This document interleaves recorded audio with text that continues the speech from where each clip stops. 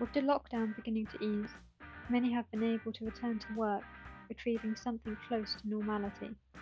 However, musicians are still facing gigless nights and online practices.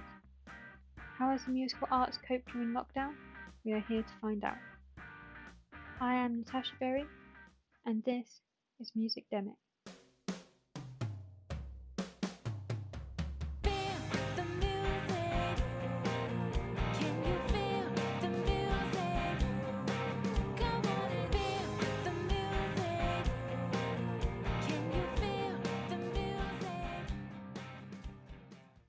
We first heard about a virus spreading across China on the 21st of January 2020, and we saw the first glimpses of what it could do.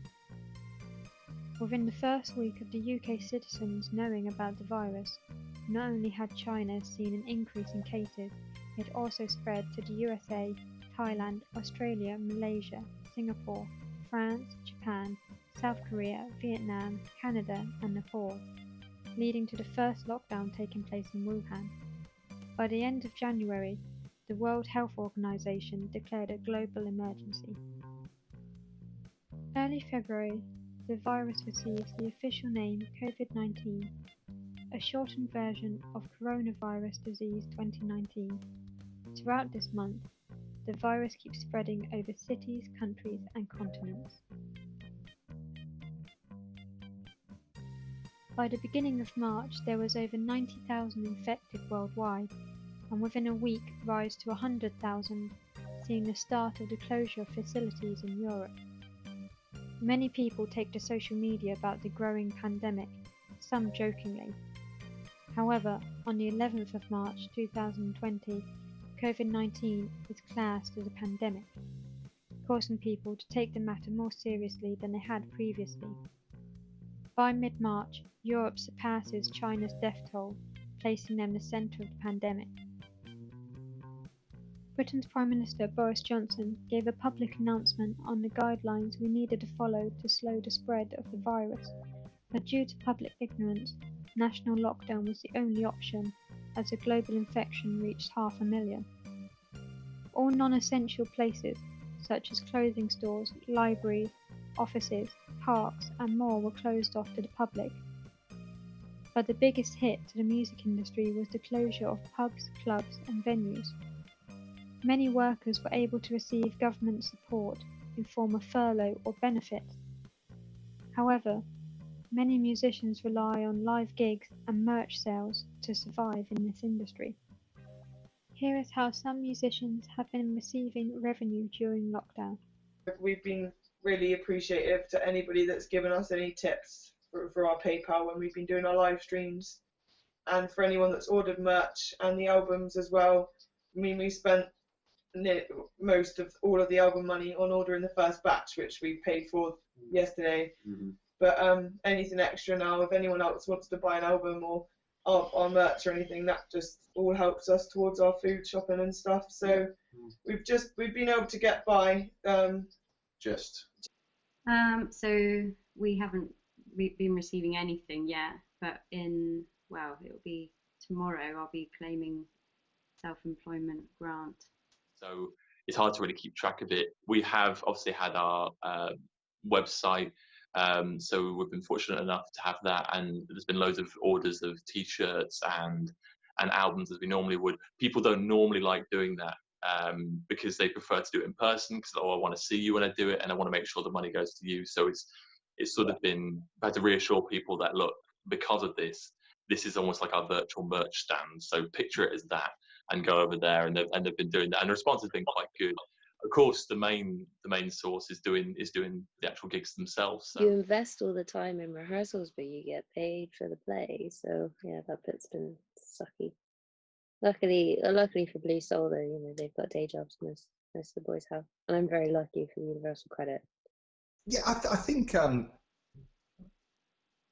couple of these things like Bandcamp have had a weekend where they waive charges. So whenever that happens, people say, if you do want to buy something, buy it this weekend, because all the 100% of the money will come to us. And I think a few of those platforms have done that. So that is helping all the bands. So we've had a little bit. I imagine little, PRS, little dribs and drabs will be coming in. That won't stop under this. I suppose, yeah, a lot of people consume music with YouTube and Spotify these days, don't they? Yeah. You wouldn't really see a lot of cash out of either of those things, I don't believe.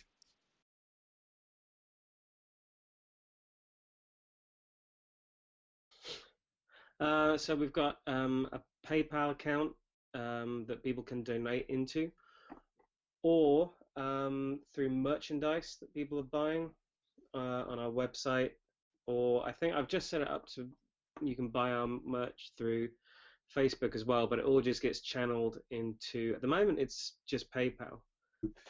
I've got a full-time job.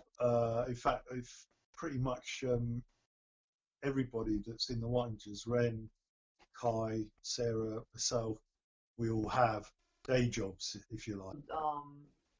Like Spotify and royalties, that kind of stuff. And the merch sales. We have Yeah. a lot of merch since we're both artists. So we have a lot of merch on the French and Punk website. So yeah, the tips, merch, yeah.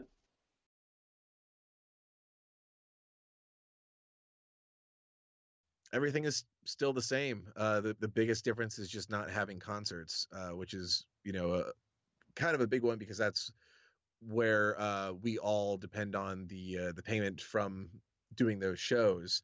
But other than that, everything is still exactly the same. Well, we don't normally get paid much anyway, so it doesn't really matter. Hopefully, when we release the CD, the cash will come rolling in. But yeah, until then, no revenue. Really. Yeah. Revenue? Yeah. God, I wish. No, we don't get any. I say the only time we get anything is if we sell a T-shirt or a CD. Yeah. And we only sell those at gigs. We don't post any out. We don't. Well, as I said earlier, we never got it anyway. So while we're not getting any gigs, we're obviously not getting the expense of actually, let's say, spending the money on booking practice rooms and so on, and rehearsal space and stuff, and petrol money, because we ain't going anywhere. So things aren't costing us anything at the moment. People are still buying our albums and stuff, mail order, and the downloads and stuff. So yeah, so we're fine. We're no worse off financially than we ever were. that's same way as before. Again, because we don't play live actively, and those are like little projects in themselves. We receive revenue via on all the platforms, Spotify, Google Play. We're on Bandcamp as well. And people have been buying downloads a little more, which is really fantastic. Bandcamp, you probably know this, like there's a couple of days where they gave 100% of the funds to the artist. One day I prompted just a little message to let people know, and we had a lot of people buy stuff specifically on that day. The second time they did that, without any prompting, people just wanted, I think people love knowing that the band is receiving 100% of the revenue. Whenever people buy our stuff, like buy the downloads or buy a physical copy, it really helps keep the project alive, which is fantastic. But really, it's up to us. If we reach out and we ask, people will reply. But I find it's up to the artist to, as Amanda Palmer writes that book, it's The Art of the Ask. That is actually, it's very much true. You need to ask to let people know, that put yourself on their radar and call them to action. During the lockdown, people were able to spend more time at home due to government policy, and some musicians saw this as a great opportunity to be creative and start working on new material, while others, myself included, struggled with lack of motivation to do anything. I've struggled quite a lot with keeping motivation up during this time, and I don't know why. It's very weird. It's hard to explain. But I know a lot of people have been struggling with it, and it's nice to know that I'm not the only one. I've had all of this time because I've obviously haven't been working, and I just didn't want to do anything. And I don't know if it was because everyone was in the same boat, or maybe it was because we didn't know what was going to go on. Very confusing, I guess. So how have musicians been keeping themselves motivated during lockdown? We've been doing live streaming since I think March 25th was our first one, and every time we do a live stream, we have a different theme. So we basically make like a whole set, like it's like an installation or an art project in our basement. So that has been a lot of work getting that set up. So we've been doing one every week for the last 10 weeks. Yeah. So that's motivation right there. I mean, we have that live stream concert to create those environments, and the themes also. We were playing some songs that we haven't played live in a really long time, so there's a lot of rehearsing and relearning. Yeah, relearning. Since lockdown, we've done at least one live stream gig every week. So we're just trying to keep it as normal as possible, gig and rehearsal wise, and we're learning a lot more new songs now, asking what people want to hear, just even if we don't add it to our set list, like in the future, it's just a bit of fun and a bit extra we can do to spice our music life up as much as we can. And if we do polls during the week when we say what cover song do you want us to learn, and then everyone gets to choose, and then it's something for them to look forward to, and it keeps us motivated knowing we're doing something for the people that are enjoying watching our shows. So that's cool. And we've also been like learning covers from other local bands as well, just to talk about other music in the area, introduce people to other musicians, try and do our bit to keep that buzz going, and for our followers to have the chance to listen to new bands. So all of that stuff's we're trying to help musicians, we're trying to help venues, and we're trying to help people that are having to stay at home by learning new material and just having a bit of a chat with our followers a bit more and getting what they want into the set, which has been really fun, and it's been a challenge for us. So that's been cool. I haven't. Motivated. Yeah. It's funny, but it's not. Busy is one thing. Motivated is a whole other thing. I try to feel motivated by the fact that there's absolutely no pressure for like anything right now. You know, it's just a time to create and reflect, I guess. Yeah. For me, it's the prospect of playing shows at some point, because we're going to eventually, and just that desire to get back on stage. I've been doing my best to kind of stay productive, because I notice that I get upset with myself if I don't do something new or create anything, and so I have to keep the wheel turning. And so I've been recording demo songs that I always kind of look at as rough sketches until we can all get together as a band and actually play them and cut off the parts that we don't want and rearrange and do all that fun stuff. I also know that we were in the process of scheming to go on tour again right when this COVID thing happened. So there's also that. It's like we have a band, we have the drive and the desire. It's now we just need society to fucking cooperate. So obviously I've lost all my gigs, and I have had 5 tours cancel until next year. So in that time I've lost a lot of money. So I had to get another job. So I have been working for NHS 111. So I work 5 days a week in a call centre.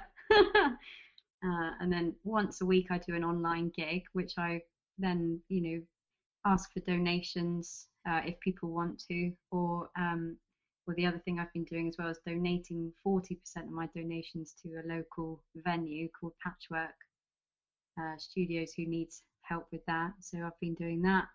I've also been tutoring online music lessons. I've been giving guitar lessons, and then I've got some vocal lessons coming up as well. So I moved house.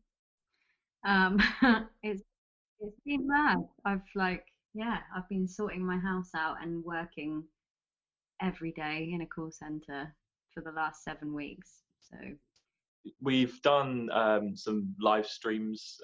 Obviously, with the social distancing, Kieran can't be in them, but we're going to try and find a way around that. Hopefully, if things ease up, we can do it. But it still has been quite a nice thing to people to see at least one member of the band and connect and still be involved with it. And then obviously on the run up to the album release, we had a video out every single day that either myself or Kieran did, talking you through each sort of song. So we've done. Yeah, we just collaborated with Poison Garden, who are based in Italy.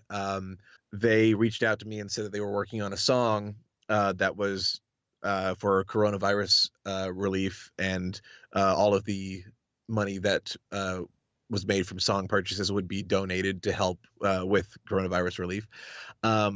So they sent me the lyrics and the parts to work on, and so I recorded a little bit, and lots of other steampunk musicians as well either sang on it, or if not even just musicians, but builders and makers and models. I mean, there was Thomas Wilford, Tobias McCurry, Talus Forge, musicians like Frenchie and the Punk, Robert from Abney Park, Brian from Dresden Dolls, Feline and Strange, Marquise of Vaudeville, Vernian Process. I'm trying to remember everybody, but so many different people were involved in either contributed instrumental parts or vocals or film sections for the music video. So it was a real international effort, and the video I think turned out really, really nice.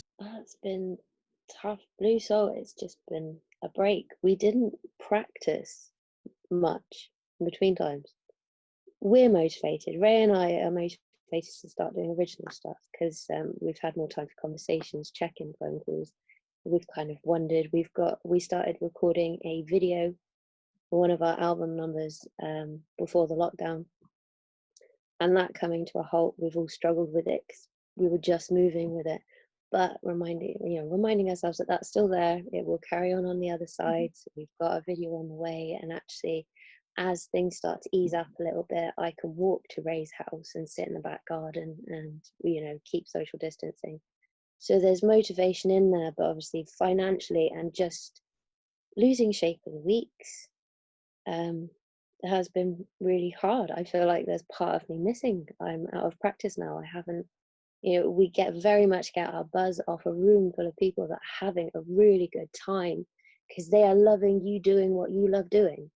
It's that just we're loving it, they're loving it, and that amazing feeling.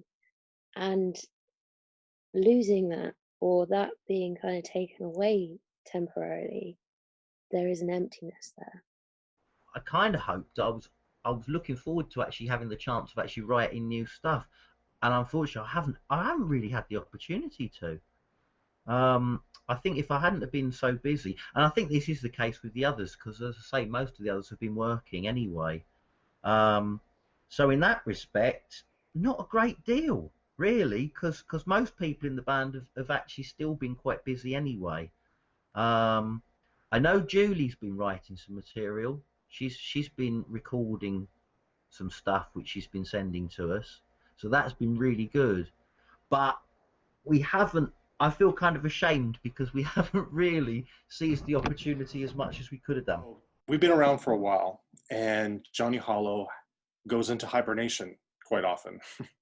And this time we are not quite in hibernation, but it just makes sense to do some quieter work. And so right now I can tell you we've been looking at archiving our work, making sure our old websites don't disappear off the face of the earth. We're applying to different, we're actually working on a plan to, have you ever seen our old site, the Riddle site?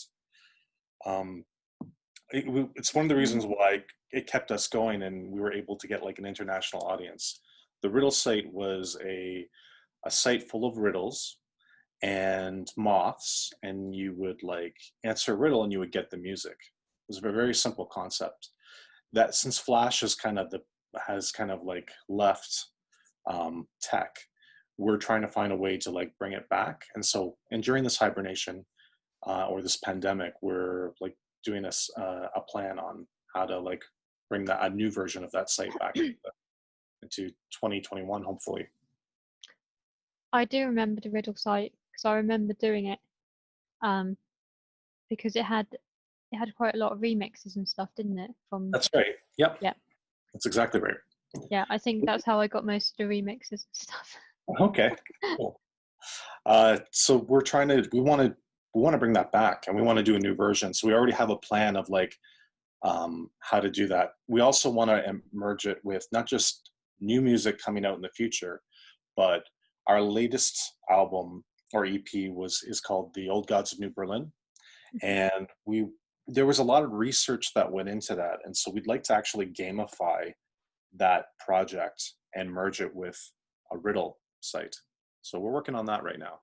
On top of that, we're releasing some remixes. So on June 15th, so we want to keep putting music out there. On June 15th, we're releasing a brand new, we've held on to it for quite some time, but we haven't released it officially. So it's a new superhero remix that's coming out. I'm kind of a key worker, so I go out to work anyway. I wasn't sort of trapped at home. I'm trapped at home partly just one day a week where I have to be at home just to minimise the amount of contact I have with potential virus carriers, whatever.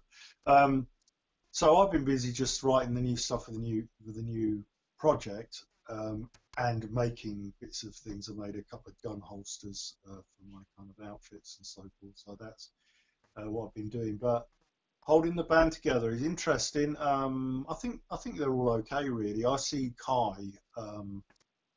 where I work, because he works in one of the places that I work at, so I see him. Sarah, I don't see her, but she doesn't live in Exeter anyway. And Ren is he's doing quite a lot of stuff. He's doing his own little live broadcast and his own sort of singer-songwriter output, and I think he's quite active doing that. And but the way people were like motivating themselves to get back into the rehearsal room and get, all of that, it was very obvious that we still wanted more time off, but we just couldn't. And then magically, out of nowhere, the least likely thing that anybody would have imagined could happen happened. Like, everything got cancelled, but not in a bad way. It's nobody's fault. We can all just go home. We've started doing something called the sofa sessions, which is we take it in turns every weekend to do like a little acoustic set from our own homes, roping in anybody that we're living with, and then playing out like Rintin songs, but also any covers that we think might be fun to do or that would be appropriate. And we make a thing out of that, and that's doing really well. We've started the process of recording. Well, to be honest with you, and I will be very honest, we've had one rehearsal, obviously at a safe distance. I got to be honest, I'm not keen. The guitarist isn't keen, Bob. But obviously with what's going on, we don't really want to be put in a position. So we don't actually rehearse now. We're going to leave it until such times that we can sort of get together. Well, I've been working from home, so because I record library music, that's kept me going for a while. I did a project for Sonic Quiver, which is a publisher in the States I've worked for quite a lot. I've done quite a lot of songs for them. This is library music, production music for adverts, trailers. Really, we were working towards writing and recording a new album later this year. That's the idea. So we're at the writing stage. That's ground to a bit of a halt, obviously, because we're not able to meet. We're gonna have a listening party to one of our albums. We might do this for all of them. I think we're just going to stick it on, and we're going to discuss the writing and recording process and take questions from people live. And that will be the first time we've been virtually together since just before lockdown. So it'd be nice to do that, and it might kickstart some writing.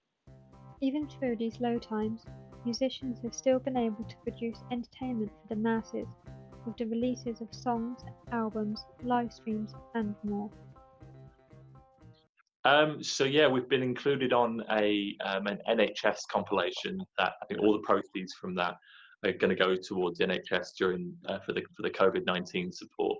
So we've done that. We've been very lucky that we've had an album release during this time, I think, more than anything. Like, that's something to keep the ball rolling, and because that's what we always try to do, and we like really do keep the ball rolling as much as we can, because if you trip up and you have such a space where there's no reactions or anything, it can be like a massive fallback, really.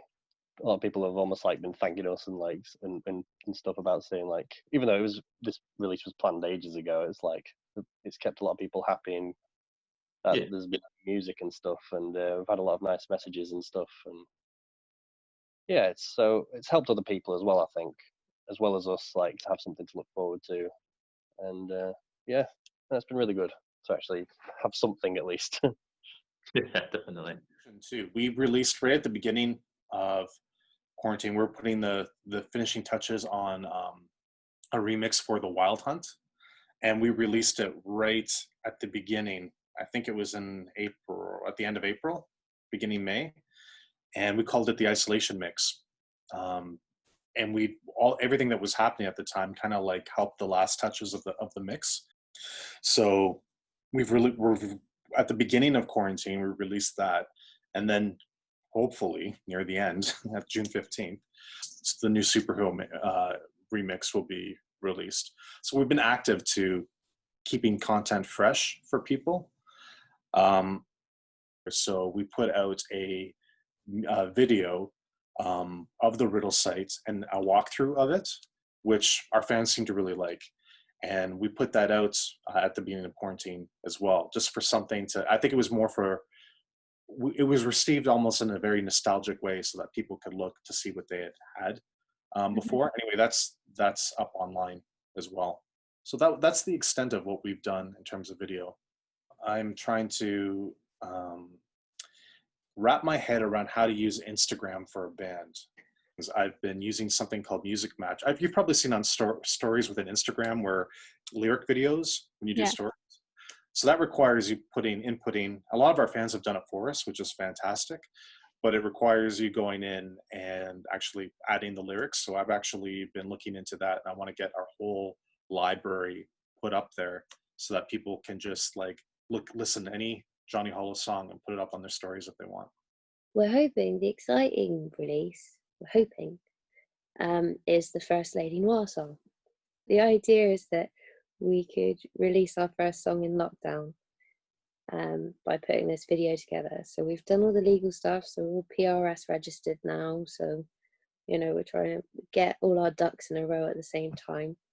And we've got the bits of video together. I think a couple of us need to do a bit more shooting, and then it will go to Andy. And with a bit of luck, our first song release will be in lockdown.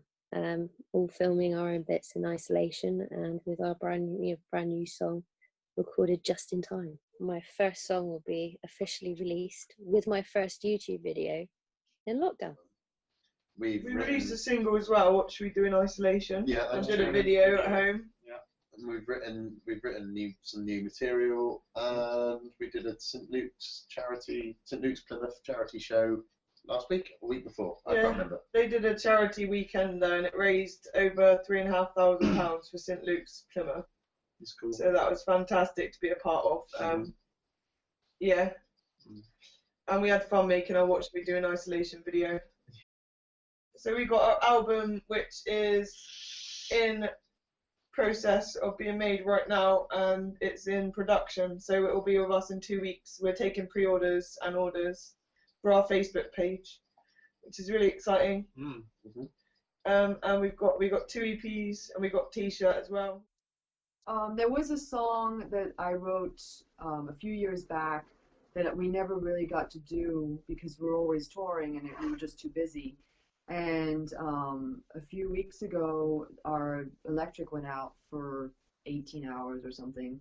And so we actually finished arranging that song, and we've been performing that at some of our live streams. So there was a song that we were actually finish. We also took part in the Divided We Stand with the band Poison Garden from Italy.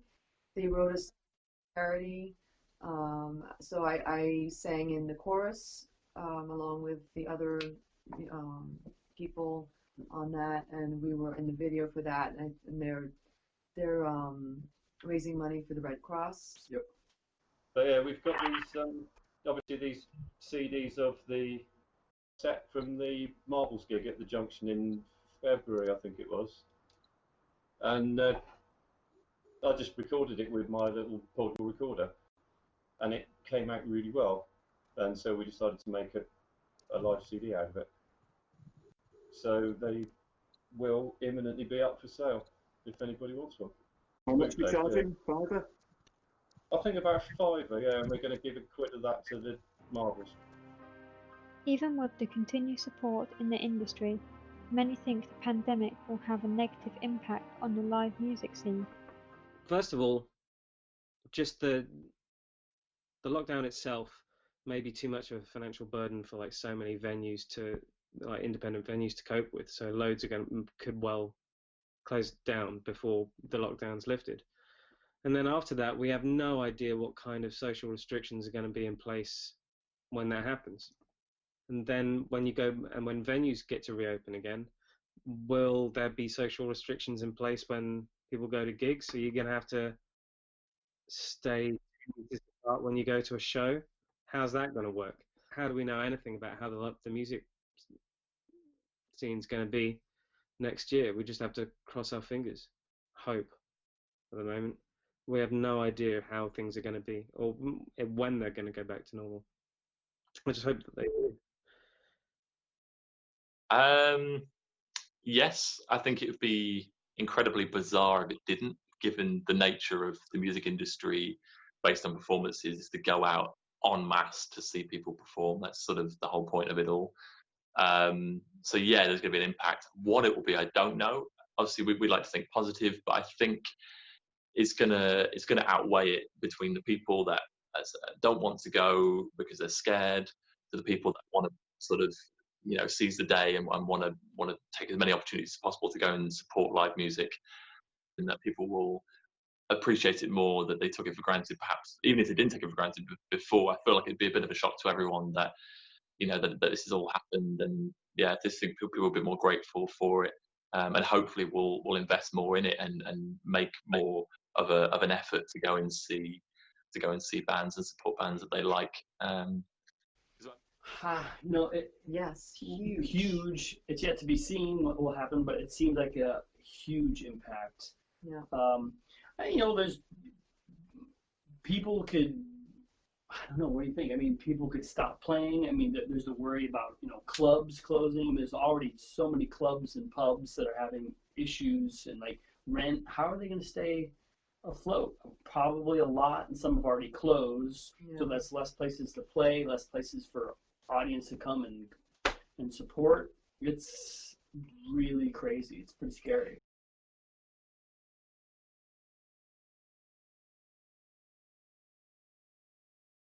I think venues will struggle with it. I think it's going to take them a long time to convince people to come out to gigs, and artists are going to struggle getting audiences to come and watch them play.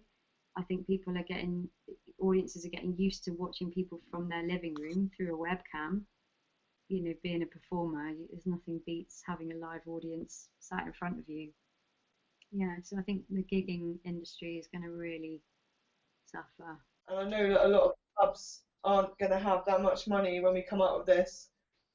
So I am a little bit concerned about when we are allowed out, whether they'll be able to afford to have any bands on, at least straight away.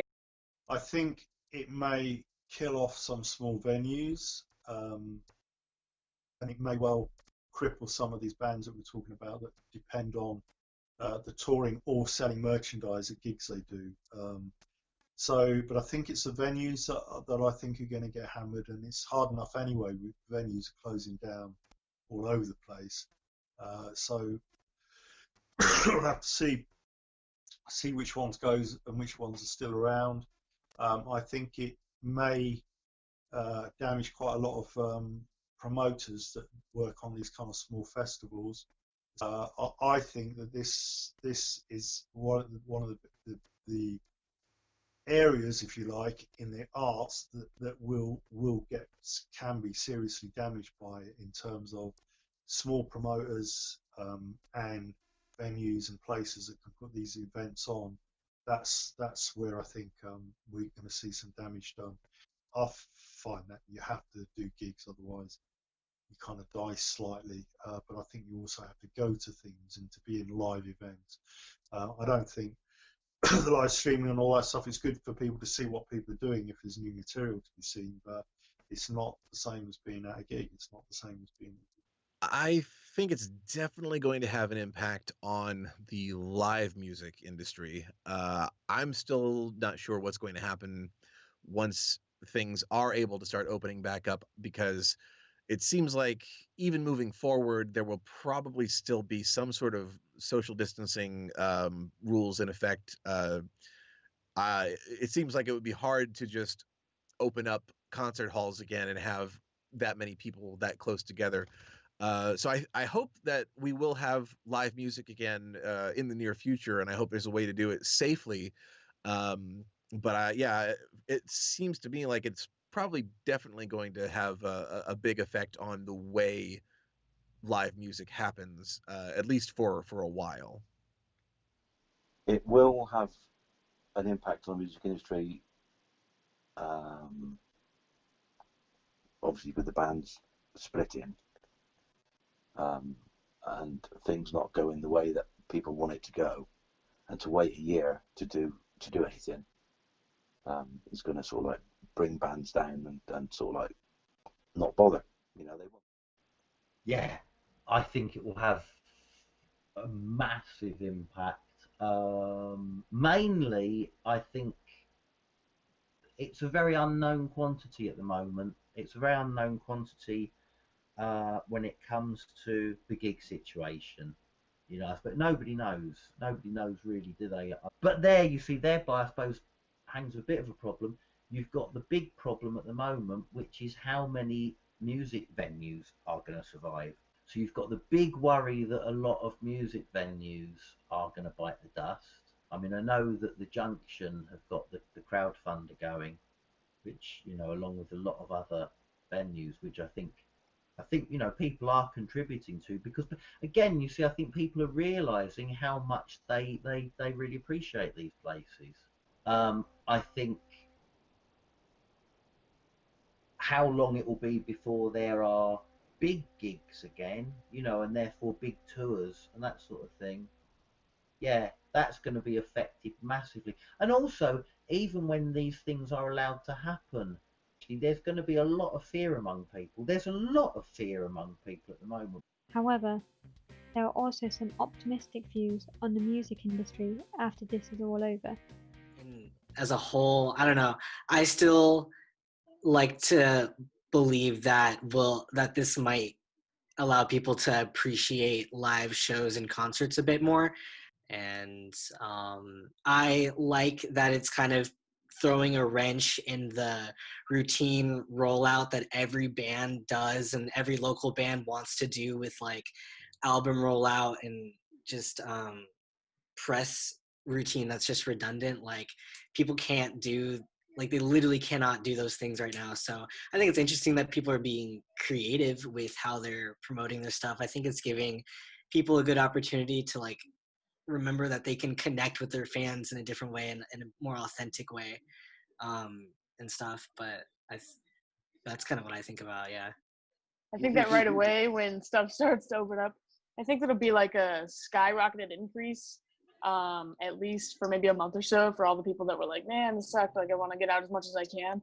Unfortunately, when I think about it, like realistically, I think eventually we'll get back to like, maybe like some picking and choosing of like what shows or what places or whatever people use as deciding factors. Like I think eventually it'll kind of die back down. But I think, like I said, for at least the first couple months, places will be like busier than usual before this. So my hope is that this will show the value that live music and musicians have. I just kind of made a little promise to myself that I was gonna stay on top of that. And if a band comes to town that I know I like, pay the money and go For fuck sure. the band. You know, it's not only my industry, and I think it's my place to go and see music that I'm not involved with. You know, it's like it keeps the industry healthy. So I hope it'll have a positive impact. But honestly, you never know. I hope it will. I think it have quite a profound difference because I think people got a lot of time on their hands. I suspect people might be doing more creative stuff. You know, I mean, be it things like I think people are cooking things they've never cooked before. They've got time on their hands. I imagine people might be writing, doing things they wouldn't normally have time to do. And you definitely need time to make music. You know, that's probably the most important thing, I think. I'm not saying everything's going to be great, but yeah, I reckon there'll be an explosion of music after this because I think time is the most important thing you need to have to be creative. So yeah, I'm hoping.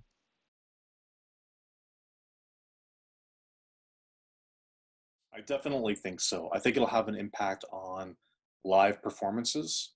I think that, and by that I mean online performances will be much more, be received well by their audience than ever before, because now they're forced to have gotten used to it, and I think it's been a catalyst to allow people to see that it's truly like an umbilical cord from the artist to the fan. Technology has helped bands. Right now we're in a point in time where technology really allows us to communicate in real time with our audience. And by doing that, you can support people. Like selling tickets to an online show is a thing that people will, I think, be more than happy to be a part of than before, because right now there's nothing else. So by quarantine forcing people to use that, I think they're kind of warm to online performances and paying tickets for them. So in that way, I think it'll change the music industry. But hopefully people will support bands and artists and musicians in other ways. I think there will be the support, but I certainly think what's going to happen is a lot of people are going to have to think of alternatives to what we've been used to so far. It's quite good that people are already thinking outside the box as to,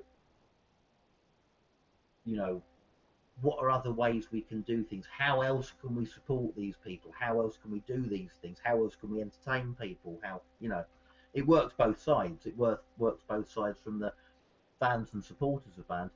It'd be interesting to see also how people will discover new music and new bands and stuff.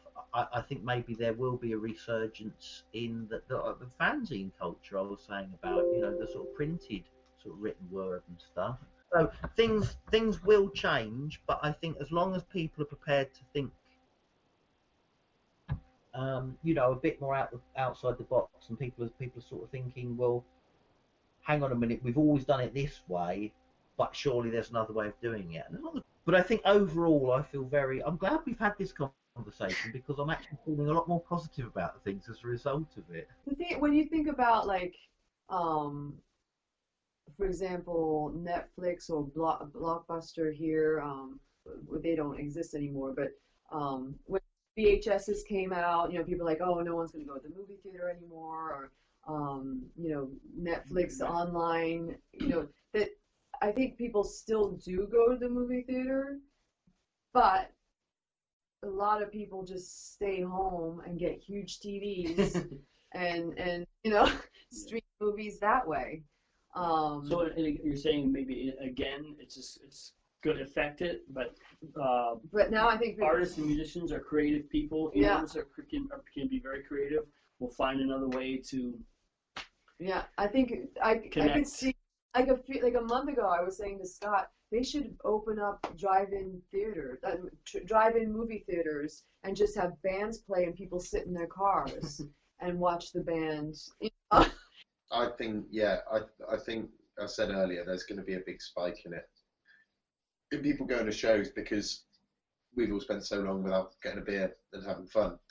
And I think there's lots of people that have continued to work through lockdown, who have a big treasure chest full of money that they haven't been able to spend, that they're gonna want to spend. So I think gigs are gonna take Buy a everyone big else's hit. appointment, can't they? Yeah, I really hope so. I really hope that it does. You know what? People are gonna go to the pub.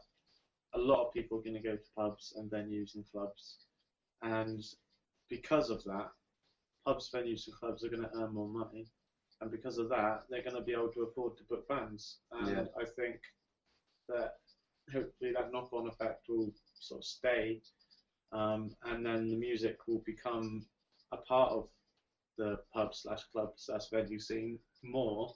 So it's almost expected that there'll be a live band on if you're going out, Yeah. and hopefully that'll that'll be be a lovely. snowball effect, and it could be a nice restart. I hope that lots of people will appreciate music a bit more through lockdown, and knowing it's helped a lot of people get through with the live streams and listening to new acts and stuff like that.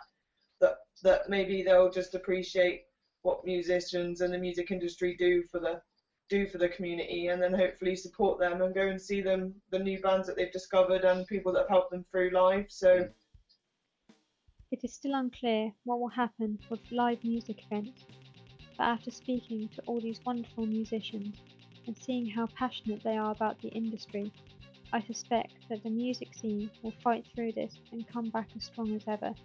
Stay safe.